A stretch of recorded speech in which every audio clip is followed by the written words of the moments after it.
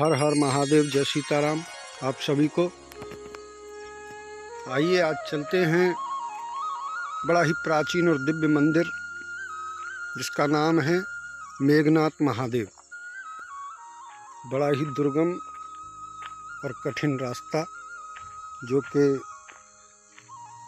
बड़ौदा गुजरात से 70 किलोमीटर की दूरी पर राजपीपला मार्ग है। वहाँ से एक जगह का नाम है रुंड चौकड़ी। वहाँ उतरने के बाद करीब 5 किलोमीटर अंदर नर्मदा जिला पड़ता है। और देखिए कितना भीषण जंगल है जो कि अभी समय के 6 बज चुके हैं और चारों ओर यहाँ कोई दिखाई नहीं देता है। अभी कल हम यहाँ रुके थे तो काले काले बिच्छू भी देखने को मिले और भी कई जहरीले जीव जंतु हैं। यहाँ के महाराज जी के द्वारा बताया गया कि यहाँ अंधेरे में और झाड़ियों में न जाएं। और आपको कल सुबह महादेव जी के दर्शन और माँ नर्मदा का सुंदर दृश्य आपको दिखाएंगे।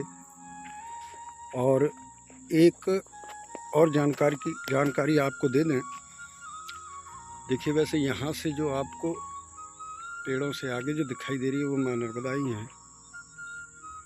और ये मंदिर की सीढ़ियाँ हैं, ऊपर लाइट जल रही है मंदिर के लिए। हर हर महादेव कमेंट में एक बार आप ज़रूर लिखेंगे।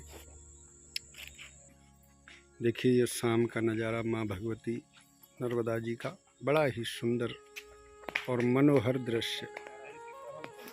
एक बार आप भी अवश्य आएं। ये नर्मदा जी के किनारे हवन कुंड, यहाँ ब्राह्मण लोग हवन करते हैं।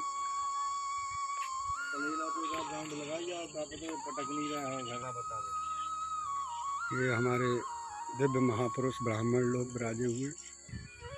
देखिए बड़ा ही सुंदर हवन कुंड और माँ के दर्शन। माँ नर्मदा जी कम से कम 50 फुट की ऊंचाई पर खड़े हुए हैं हम। देखिए घनघोर जंगल। ये जो आपको सामने लाइट जलती हुई दिख रही है वो नर्मदा जी के किनारे के आश्रम है।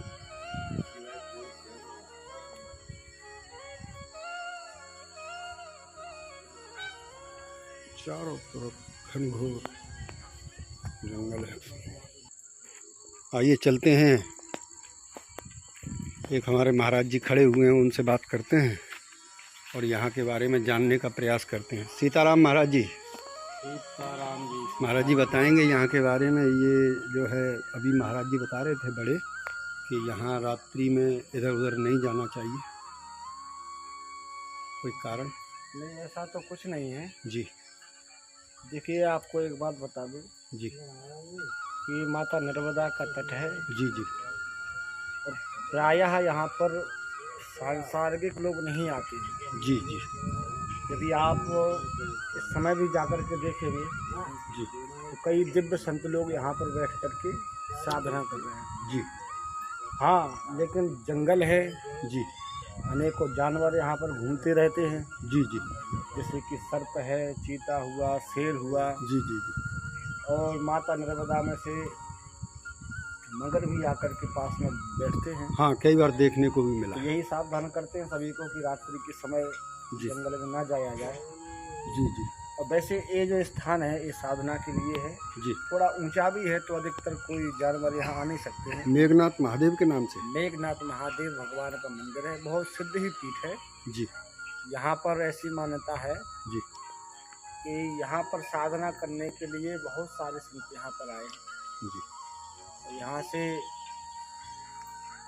जो भी भक्त लोग साधना करके गए हैं तो आज जीवन में कुछ ना कुछ कर ही रहे हैं। जी। ऐसी मान्यता है। बड़ोदरा से आने का क्या साधन है महाराज? बड़ोदरा से लगभग 70 किलोमीटर ये पड़ता है। अच्छा तो बड़ोदरा से राजकीय किला के लिए बस मिलती है, जी तो उसी के द्वारा बीच में, हालांकि राजकीय किला के लिए 2 मार्ग हैं, जी तो एक मार्ग से हम यहाँ तक पहुँच सकते हैं। जी तो 70 किलोमीटर का समथिंग मार्ग है, तय करना पड़ता है। उसके पश्चात महादेव भगवान का दर्शन होता है, सुंदर माता नर्मदा का दर्शन होता है और आनंद लेते हैं। यहाँ पर जो प्रकृति का आनंद है और कहीं नहीं है, क्योंकि यहाँ पर सांसारिक जो साधन है वह नहीं है।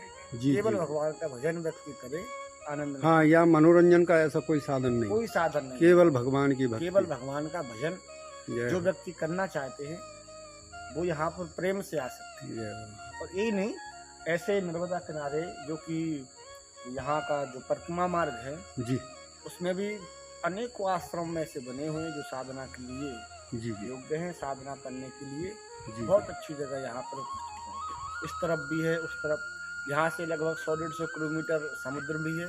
जी जी माता नर्मदा जी वहाँ पर सम्मिलित हुई हैं।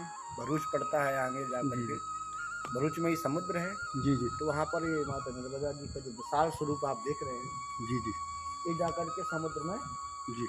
सम्मिलित होता है। अच्छा महाराज जी, संसारियों के लिए थोड़ा मार्गदर्शन करें, आप कुछ कहना चाहें? हर हर महादेव, जय सीताराम। संसारियों के लिए बस यही कहना है जी कि जीवन में साधना से बड़ा और कुछ नहीं है जी क्योंकि परिवार, बालक, पुत्र, पत्नी के साथ तो सभी रहते हैं, जी जी लेकिन इसके साथ यदि आपका जीवन आध्यात्मिक की ओर आ गया जी तो मुझे लगता है कि वास्तविक मानव जीवन का धर्म यही है, साधना करना, भगवान का भजन करना।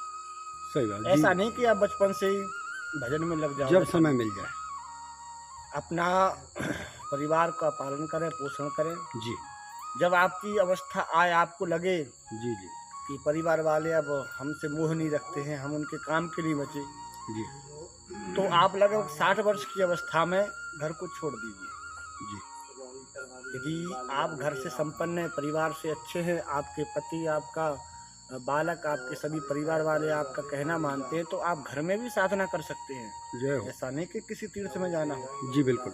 लेकिन मेरा उद्देश्य है, मेरा ये मानना है जी कि सांसारिक लोगों के साथ में रहने से भजन नहीं हो सकता। नहीं हो। इसलिए एक, क्योंकि जब ध्रुव जी महाराज भी गए हम्म।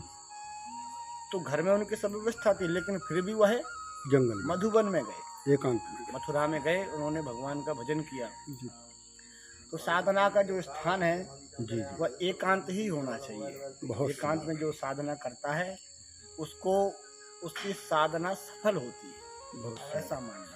बहुत सुंदर महाराज जी। नर्मदा का तट है, खूब आनंद लीजिए आप जय। दर्शन के लिए। हर हर गंगे, जय नर्मदे। जय नर्मदे, जय नर्मदे। सीताराम, हर हर महादेव आप सभी को। और ये मेघनाथ महादेव के मंदिर की सीढ़ी, वैसे यहाँ कैमरा ले जाना अलाउ नहीं है। ये देखिए ऊपर गुजराती भाषा में मेघनाथ महादेव लिखा हुआ है, लेकिन इस समय महाराज जी नहीं हैं और मैं आपको दर्शन करा रहा हूँ। क्षमा प्रार्थी हूँ महाराज जी। और ये देखिए बड़े ही सुंदर प्राचीन दिव्य मेघनाथ, जो रावण का पुत्र था, उनकी तपोस्थली है। और ये